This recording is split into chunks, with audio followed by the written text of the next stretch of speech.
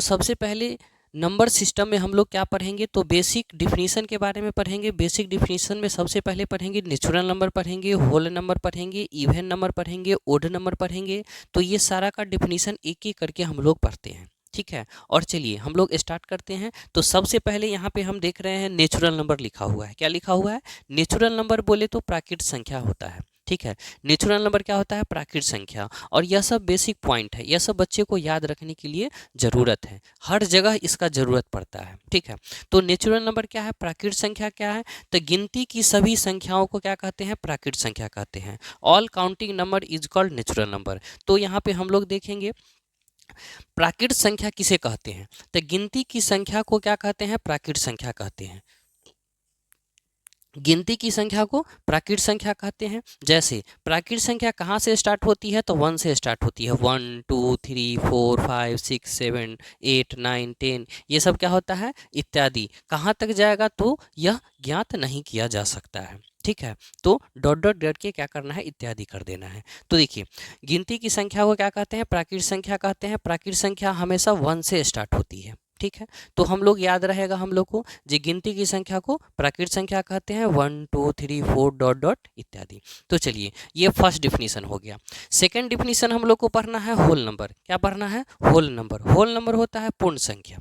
पूर्ण संख्या क्या होता है? तो अभी पढ़े हैं, सभी डिफिनीशन एक दूसरे से लिंक्ड रहता है। तो बच्चे एक डिफिनीशन सही से अगर ध्यान से देखते हैं तो उससे रिलेशन में क्या होता है, आपको दूसरा डिफिनीशन भी सही ढंग से याद हो सकता है।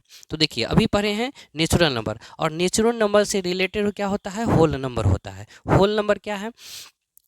तो ऊपर में पढ़े हैं प्राकृत संख्या। प्राकृत संख्या के जो ग्रुप होता है, समूह होता है, प्राकृत संख्या का जो संख्या का समूह होता है, इस संख्या के समूह में अगर हम जीरो को ऐड करते हैं, किसको ऐड करते हैं? जीरो को ऐड करते हैं, तो वह ऐड किया हुआ पूरा समूह क्या कहलाएगा? होल नंबर कहलाएगा, पूर्ण संख्या कहलाएगा।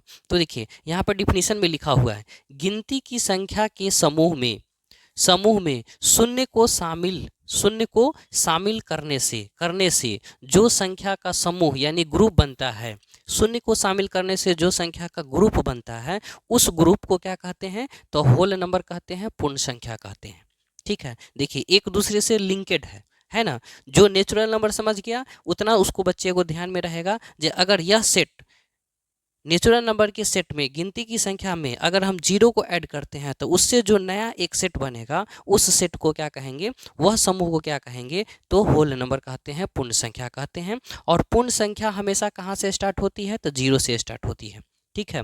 तो अगर गिनती की संख्या में शून्य को शामिल करने से जो संख्या का समूह बनता है, उस पूरा समूह को क्या कहते हैं? होल नंबर कहते हैं। कितना आसान है, आसान है। और यह चीज़ हर स्टेप में मैथ जो बच्चा पढ़ते हैं उन बच्चे को सबको यह चीज़ ध्यान में रखने की ज़रूरत है। अब देखिए यह दोनों पॉइंट से, दोनों डिफिनीशन से आपको 2 पॉइंट बनता है, जो कि यह दोनों पॉइंट बहुत ही इंपॉर्टेंट है और एग्जाम में बहुत बार आता है ऑब्जेक्टिव के थ्रू, ठीक है। तो यहाँ पे क्वेश्चन क्या बन रहा है? तो क्वेश्चन यहाँ पे बन रहा है, जो सभी प्राकृत संख्या क्या बनता है? सभी प्राकृत संख्या पूर्ण संख्या नहीं होती है। देखिए अभी जो नेचुरल नंबर हम लोग पढ़े हैं, प्राकृत संख्या पढ़े हैं, उसमें कहता है सभी प्राकृत संख्या क्या पूर्ण संख्या नहीं होती है। तो ऑलरेडी पूर्ण संख्या नहीं होती है, बिकॉज क्यों नहीं होती है? तो पूर्ण संख्या में क्या होना चाहिए? जीरो होना चाहिए। और यहाँ पे हम देख रहे हैं यह जो सेट है, संख्या का समूह है, क्या इसमें जीरो है?